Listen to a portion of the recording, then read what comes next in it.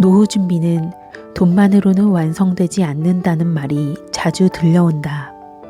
많은 사람들이 일찍부터 저축과 투자에 힘쓰며 재정을 마련하려고 애쓴다. 자녀를 교육하고 집을 마련하고 직장 생활을 마무리하는 과정에서 저마다의 방식으로 은퇴 후의 삶을 구상한다. 그러나 막상 어느 정도 재산을 모아놓아도 마음에 남는 불안과 공허가 쉽게 사라지지 않는다는 이야기가 심심치 않게 들려온다. 이런 현상을 어떻게 설명할 수 있을까? 노후에 필요한 자금이 충족되면 행복해질 것 같지만 막상 그 상태에 다다른 후에도 허무함과 외로움을 호소하는 사례가 적지 않다. 사람들은 결국 돈 이외에도 채워야 할 무언가가 있다는 사실을 깨닫게 된다. 삶의 후반기에 접어들면 몸과 마음이 예전만 못하다는 사실을 실감하게 된다. 경제적 자립이 어느 정도 확보되었다고 해서 마음의 평온이 저절로 주어지는 것은 아니다. 반대로 경제적으로 넉넉하지 않더라도 삶을 잘 견디며 의미 있게 살아가는 이들도 존재한다. 이러한 차이는 어디에서 비롯된 걸까? 노년의 자산이 중요하지만 그것만으로는 해결되지 않는 문제들이 반드시 따라온다. 관계의 단절, 마음의 허전함, 정신적 무기력 등이 대표적이다. 그래서 이번 주제는 노후 준비에서 돈보다 더 중요한 세 가지를 다룬다. 정서적 안정, 관계의 풍요, 정신적 성장이 그것이다. 경제적인 준비도 중요하지만 쇼펜하우어와 공자, 법구경에서 주는 가르침을 통해 이 세 가지 요소가 왜 꼭 필요한지 차근차근 살펴본다. 쇼펜하우어의 사상부터 이야기한다. 그는 인간의 삶이 끊임없는 의지, 다시 말해 욕망에서 비롯된다고 보았다. 무언가를 원하고 그 목표를 이루면 잠시 기뻐하지만 곧 다른 욕망이 생겨나서 한시도 만족이 계속되지 않는다는 것이다. 젊었을 때는 직장과 사회생활을 통해 한 가지 욕망을 달성하면 또 다른 목표가 뒤따른다. 나이가 들어도 그 습관이 사라지지 않아서 이미 충분한 자산이 있어도 좀 더 안전하려면 돈이 더 필요하지 않을까 하는 불안이 계속되고 이것이 오히려 마음을 갉아먹는다. 쇼펜하우어는 이렇게 욕망이 끝없이 되풀이되기 때문에 경제적으로 풍족해도 인간은 허무함을 떨칠 수 없다고 설명한다. 욕망이 사라지지 않는다면 재산이 늘어난 만큼 걱정도 커지는 악순환이 일어날 수 있다. 그래서 그는 내면의 충만함, 즉 정신적인 만족이야말로 욕망의 고통에서 벗어나는 길이라 주장한다. 노후에는 이 점이 더욱 중요해진다. 재산을 어느 정도 모았음에도 불구하고 마음 한구석에서 이것이 정말 다일까 하는 공허가 든다면 쇼펜하우어의 말처럼 내면을 돌보지 않았기 때문이다. 정서적 안정을 찾으려면 욕망의 끝없는 요구를 자각하고 마음을 다스리는 생활 습관이 필요하다. 정서적 안정을 위해서는 사소해 보이는 습관들이 의외로 큰 역할을 한다. 예를 들어 아침 일찍 눈을 뜨자마자 짧게 호흡을 가다듬는 명상을 한다면 하루를 시작하기 전부터 자신의 감정과 의도를 살필 수 있다. 혹은 저녁에 잠들기 전 감사한 일을 하나씩 떠올리는 간단한 루틴도 도움이 된다. 쇼펜하우어의 이론과 달리 현실에서는 사람마다 욕망의 크기가 다르지만 마찬가지로 내면에 대한 관심이 부족하면 재산이 넉넉해도 마음이 흔들릴 수 있다. 그렇다면 돈과 별개로 마음을 다독이는 실천이 반드시 필요하다는 결론에 이른다. 이런 과정이 반복되면 정서적 안정이 생기고 노후의 불안을 어느 정도 완화할 수 있다. 관계적 풍요 역시 꼭 짚고 넘어가야 할 문제다. 사람들은 노후의 가장 두려운 문제로 경제적 결핍과 외로움을 꼽는다. 경제적인 부분은 재산과 연금으로 어느 정도 대비할 수 있다고 생각하지만 막상 현실에서는 고립감이 훨씬 심각한 문제로 다가온다. 나이가 들어가며 자녀가 각자 가정을 이루고 멀어진다든지 과거의 동료들과 자주 만나지 못하고 누군가 먼저 세상을 뜰 수도 있다. 이렇듯 사람들이 사라져가는 와중에 돈만으로 해결하기 어려운 외로움이 밀려온다. 공자는 이 문제를 예라는 개념을 통해 풀어냈다. 예는 남을 존중하고 서로의 경계를 배려하고 말과 행동에서 기초적인 예의를 잃지 않는 태도이다. 가까운 사이라고 해서 예를 무시하면 결국 갈등이 생긴다. 이런 갈등이 반복되면 관계가 멀어지고 결국 노후에 곁에 사람이 없는 상황에 놓이기 쉽다. 공자는 가까운 사이일수록 선을 잘 지켜야 한다고 주장한다.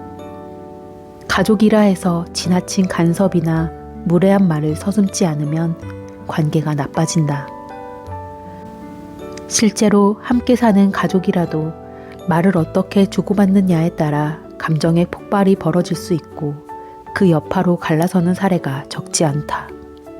노후에는 사람들과의 거리감이 더욱 예민하게 느껴지므로 예가 없으면 오해와 서운함이 쌓인다. 결국 공자의 가르침대로 예의를 지키려는 노력이 필요하다. 상대방의 말을 끝까지 들어주고 자신이 하고 싶은 말을 조금 미루는 자세가 중요한데 의외로 이 작은 태도 변화로 많은 갈등을 예방할 수 있다. 안부를 전할 때도 내가 이 정도 했으니 너도 뭔가 해달라. 이런 식의 마음을 버리고 그저 상대를 생각하는 마음으로 연락을 취하면 관계가 한결 부드러워진다. 이처럼 예는 돈으로 사기 어려운 인간관계의 가치를 지키는 장치이다. 노후에는 어쩔 수 없이 주변의 관심을 덜 받게 되므로 스스로 예의를 지키며 좋은 관계를 유지하려고 애쓰지 않으면 더 쉽게 고립될 수 있다. 정신적 성장도 빼놓을 수 없다. 법구경은 모든 것은 마음에서 비롯된다고 강조한다. 노년에 들어서도 정신적으로 계속 발전하는 태도를 갖추면 삶은 단순히 퇴직 후 남은 시간이 아니라 새로운 배움과 기쁨이 가능한 단계가 된다. 법구경에서는 지나친 욕망과 집착이 마음을 어지럽힌다고 본다. 물질적인 욕심을 덜어내는 것만으로 내면이 맑아지는 것은 아니지만 자신이 진정으로 원하는 일과 불필요하게 남과 비교하며 불안해하는 마음을 구분할 줄 알게 된다면 노후가 한결 안정적이 된다. 봉사활동이나 취미활동을 통해 자신이 사회에 기여하고 있다는 느낌을 얻거나 매일 단 몇 분씩이라도 집중 명상이나 산책으로 마음 챙김을 실천하면 무기력감이 훨씬 줄어든다. 법구경은 바깥 환경을 통제하기보다 마음을 평온하게 다스리는 쪽이 훨씬 더 효과적이라는 메시지를 준다. 만약 이런 마음 챙김 태도가 없다면 경제적 여건이 아무리 좋아도 뜻대로 되지 않는 상황에서 우울과 분노가 쉽게 차오를 가능성이 크다. 이렇게 정서적 안정, 관계적 풍요, 정신적 성장을 거듭 말하는 이유는 그 세 가지가 상호 보완적이기 때문이다. 정서가 불안하면 사소한 말에도 큰 상처를 받거나 쉽게 화를 내어 결국 인간관계가 파탄날 수 있다. 가족이나 지인과 멀어지면 더욱 우울감이 높아져 정신적 성장이 더 어려워진다. 반대로 마음이 고요해지면 주변 사람과도 편안하게 교류하게 되고 서로 배려하는 과정에서 관계가 무르익으며 이는 다시 정신적, 정서적 만족을 높이는 선순환을 이룬다. 따라서 노후의 자산은 단순한 재정 준비만이 아니라 삶의 근본적인 태도를 다듬는 과정에 있다고 볼 수 있다. 그렇다면 실생활에서 어떻게 이 세 가지를 챙길 수 있을까? 정서적 안정을 위해 하루 10분 정도 짧게 시간을 내어 호흡을 고르고 자신의 감정을 조용히 들여다보는 것이 좋다. 마음에 걸리는 일이 있으면 일기에 적어 정리하거나 아침과 밤에 간단한 감사 습관을 가져보는 것이 도움이 된다. 관계적 풍요를 위해서는 미뤄둔 연락부터 해보는 것이 좋다. 모임이든 전화든 누군가는 먼저 다가가는 행동이 필요하다. 함께 지내는 가족에게도 예의를 지키는 태도를 갖추면 무뚝뚝하다고 하더라도 서로 마음이 상하지는 않는다. 정신적 성장을 위해서는 지금부터라도 하나의 취미를 시작해 볼 수 있다. 악기를 배우거나 책을 읽고 독서 모임을 참여하거나 몸이 허락하는 범위에서 가벼운 봉사를 하면 마음이 충만해지는 것을 느낄 수 있다. 법구경에서 강조하는 마음 다스림은 작은 실천에서 나온다는 이치가 여기에 적용된다. 돈으로 모든 것을 해결하려 하면 결국 마음의 공백은 그대로 남는다. 쇼펜하우어는 이런 상태를 두고 의지의 무한한 방법이라 했다. 물질을 채우려는 욕망에 빠져 감정이 불안해지면 인간관계도 삐걱대고 결국 정신적으로 성장할 기회를 놓칠 수 있다. 반면 어느 정도 물질적인 부분이 안정되었을 때 정서적 안정과 건강한 인간관계, 자기 내면의 성장을 함께 추구하면 노후는 훨씬 풍요롭게 바뀐다. 예를 통해 인간관계를 부드럽게 지키고 법구경의 지혜로 마음을 다스리며 쇼펜하우어가 지적한 끝없는 욕망 대신 내면의 만족을 탐구하면 재산이 다소 부족하더라도 일상의 안정감을 누릴 수 있다. 많은 어르신들이 말하길 노년에는 함께 웃을 사람이 있으면 외롭지 않고 마음 한구석에 여유가 있으면 불안하지 않다고 한다. 경제력이 어느 정도 뒷받침되는 것은 사실이지만 아이러니하게도 상당한 부를 지니고도 늘 초조하고 예민하게 살아가는 사람도 주변에서 볼 수 있다. 결국 노후 준비에서 돈보다 중요한 세 가지는 이렇듯 내면과 관계 그리고 정신적 성장이라는 결론으로 수렴된다. 자산이 중요하지 않다는 뜻이 아니다. 자산이 뒷받침되면 일상의 편의가 분명히 늘어난다.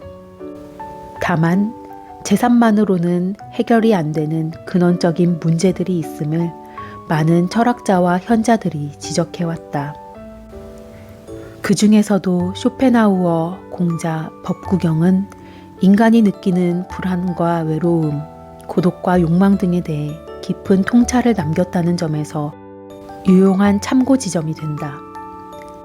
노후에 필요한 것은 결국 내 마음의 평온, 예의 바른 소통, 정신의 지속적 성장이라는 세 가지이다. 매일 단 몇 분이든 상관없다. 내 감정을 돌보는 시간, 주변 사람을 진심으로 대하는 태도, 새로운 배움을 시도하는 기회를 하나씩 늘려가면 돈으로만 해결할 수 없는 큰 가치를 손에 넣을 수 있다. 그 과정에서 얻게 되는 안정감이야말로 노후 생활을 풍요롭고 의미 있게 만들어준다. 정서적 안정이 마음을 지켜주고 관계적 풍요가 외로움을 덜어주며 정신적 성장이 삶을 새롭게 열어준다. 돈은 이 모든 것을 하는데 확실히 도움이 되지만 그것 자체가 목적이 되면 쇼펜하우어가 말한 끊임없는 욕망에 빠질 위험이 있다. 공자의 예는 서로에 대한 존중이야말로 진정한 유대감을 만든다 말하고 법구경은 마음이 흔들리지 않을 때 세상도 함께 평온해진다고 가르친다. 노후가 단순히 일하지 않는 시기나 벌어놓은 돈을 쓰는 시기가 아니라 제2의 인생을 펼치는 시기가 되길 바란다. 경제력이 있다면 더욱 좋고 다소 부족하더라도 정서적 안정과 잘 다듬어진 인간관계 그리고 끊임없는 마음 챙김을 통해 삶을 풍요롭게 만들 수 있다. 돈이 많아도 이 세 가지를 놓치면 결국 텅 빈 마음을 달래지 못한다는 사실을 명심해야 한다. 반면 재정적으로 큰 돈을 모으지 못했어도 이 세 가지를 꾸준히 다듬으면 생각보다 여유로운 노후를 누릴 수 있다는 점이 많은 사례로 증명되고 있다. 인생 후반전이 얼마 남지 않았다고 생각하기보다 앞으로 남은 시간을 어떻게 채울지 궁리하는 일에 집중하면 의외로 길이 보이곤 한다. 내면을 돌보고 주변과 적절히 교류하며 마음이 더 성장할 수 있도록 노력한다면 노후는 결코 쓸쓸하거나 무의미하지 않다. 자신이 이룬 것과 이룰 수 있는 것을 차분히 정리해보고 불필요한 욕망은 흘려보내며 진정 원하는 가치에 시간을 쓰는 태도가 필요하다. 그럴 때 노년은 오히려 자유롭고 평온한 시기로 거듭날 수 있다. 오늘 이야기의 핵심은 결국 쇼펜하우어가 말한 내면의 만족, 공자가 강조한 예를 통한 관계, 법구경이 일깨우는 마음 다스림이다. 이것이 돈보다 더 큰 노후 준비의 자산이라는 점을 꼭 기억해 두면 좋겠다. 재정 관리는 기본이지만 그 위에 쌓아야 할 것은 결국 마음의 단단함, 사람과의 따뜻한 유대, 그리고 스스로를 키워가는 의지이다. 이 세 가지가 갖춰지면 돈이 있으면 있는 대로 행복하고 다소 모자라도 나름의 의미를 찾는 삶이 가능하다. 그런 삶이야말로 노후의 진정한 안정이 될 것이다.